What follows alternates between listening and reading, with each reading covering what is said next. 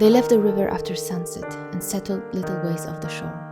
They had no dish to boil the water in, so they had to risk it. With a flat rock and a stick, they dug a small well and hoped that the soil would be a good enough filter. Sion brought some warm water to his lips and sighed with relief. "We've reached the inner circle," Sestroya proclaimed, pointing at the surrounding trees. Only the highest tops still shimmered white with frost. The air was noticeably hotter than in Mem and the fields. I hope Professor was right. According to him, both the device capable of bending time and the one able to cause the scourge had to have an astounding, unnatural power source. So it was actually far more likely that one miracle gizmo was able to do both at once than that two such gizmos were involved. The state of Mem backed this theory. "Fate will try to repair itself," the professor had said. "Through the power of coincidence or mere unpredictability of nature, it will push back against the changes brought on by this spell. They will ripple, but instead of forming a tsunami, they will mellow down and die. The further you go from the ground zero, the less difference you will see in the world when comparing both timelines. And Mem is nothing like it used to be." It had actually been fate's hand, the professor had believed, that caused the cave-in and everything that followed. Sestroya wasn't sure if she wanted to believe that. If it was true, then fate sure was a spiteful bitch in all of her benevolence. What with the 12 years delay on the revelations and Professor being dead. "Do you think it was the showman?" Sion asked after a moment of silence. They hadn't talked much during the trek, trying to conserve energy and making as little noise as possible. Now, as they sat side by side, the whispers were easier to hear. "His bit certainly was no coincidence. We'll have to find him, won't we? Back in whenever." The idea, and alas it was their only idea at the moment, was to find the device and somehow use it to go back and fix this mess. Easier said than done, sure, but when you have no choice, you gotta shut up and do. "How will that even work? Will we appear in our younger bodies?" Sestroya mused. "What if the device takes us to before we were born?" "From what I understand, it will take us to the moment the timelines diverged, transferring us together with our bodies." So you're saying we better not get diarrhea from the water, or we'll take it with us to the past?" "Yes, exactly what I meant." Sion rolled his eyes. "So when is that point of divergence?" "It's hard to say. Professor actually tried to explain it to me with an analogy." Professor and his analogies. Sestroya sighed and lay down on the ground, bracing herself for a verbal essay. She didn't think she could miss that of all things. And yet, "Go on, give it to me." Sion lay down beside her. Somewhere in the distance they heard a faint wailing of hounds. They were far away, and the track was nearly impossible to follow now. For a moment, it was peaceful.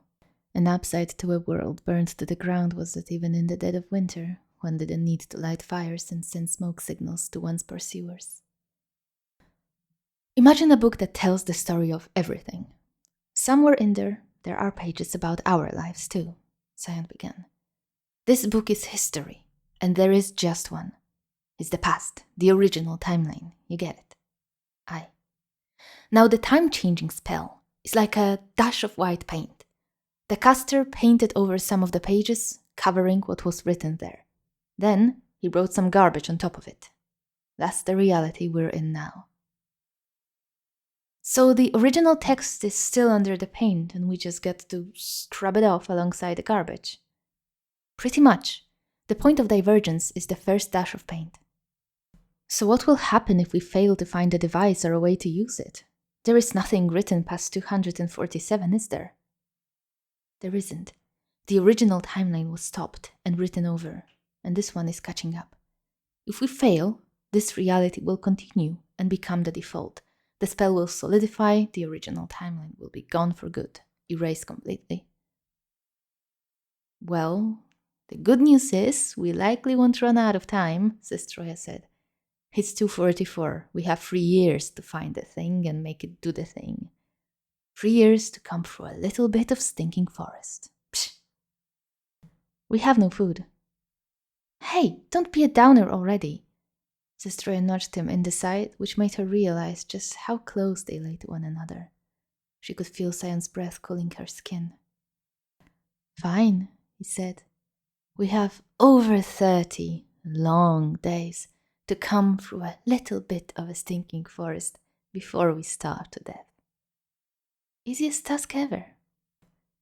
In this timeline, she would now wiggle closer to him and drape his arm around herself to feel safe in his embrace, and to let him know that they were in all of this together.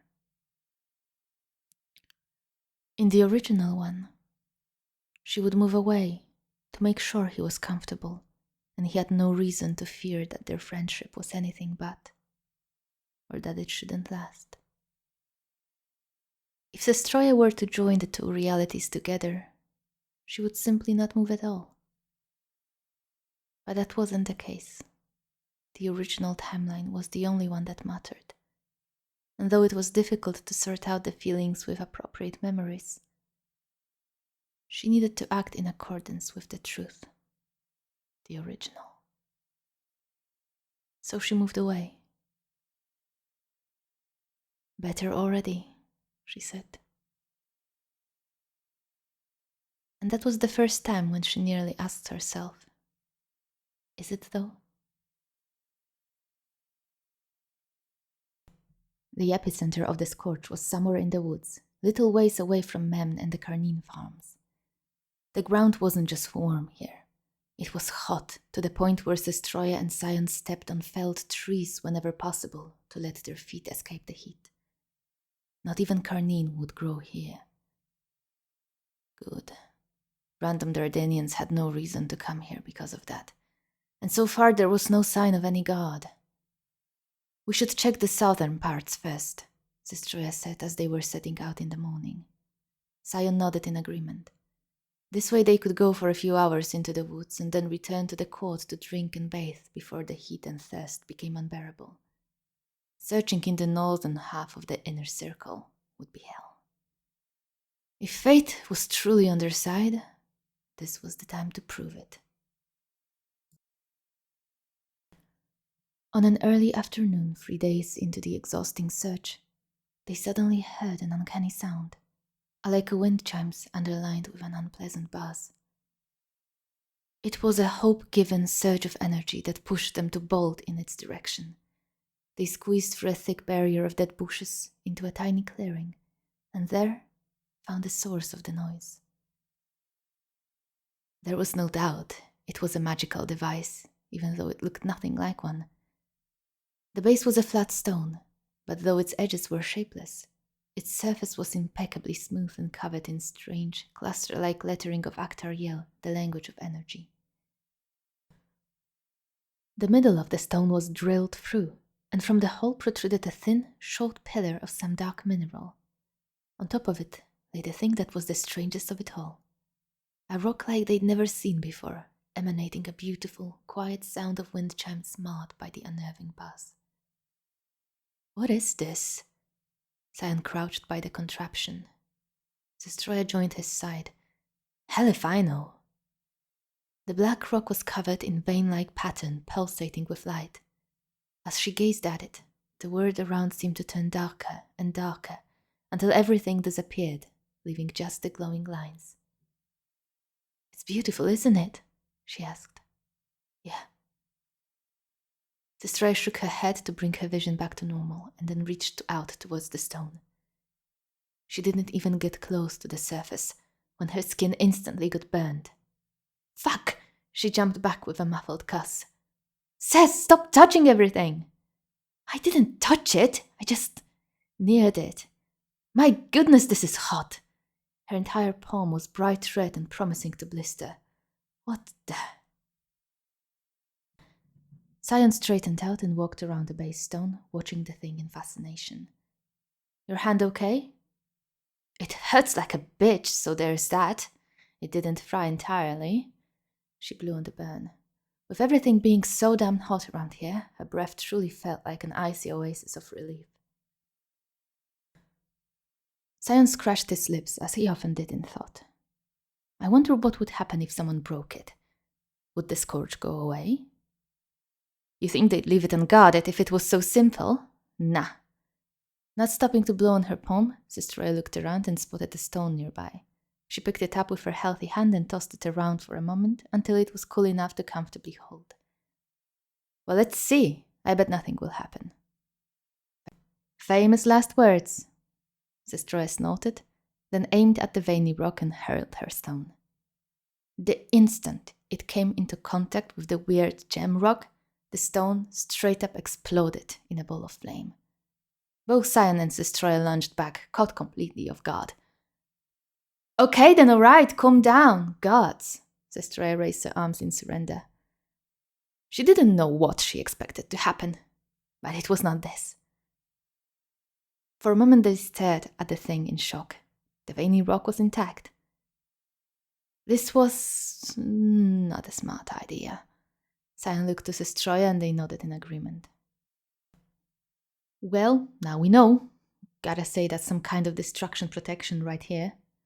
Don't need no goons. Sister Ray sounded almost calm, but her entire body was shaking. They took a moment to calm down and process.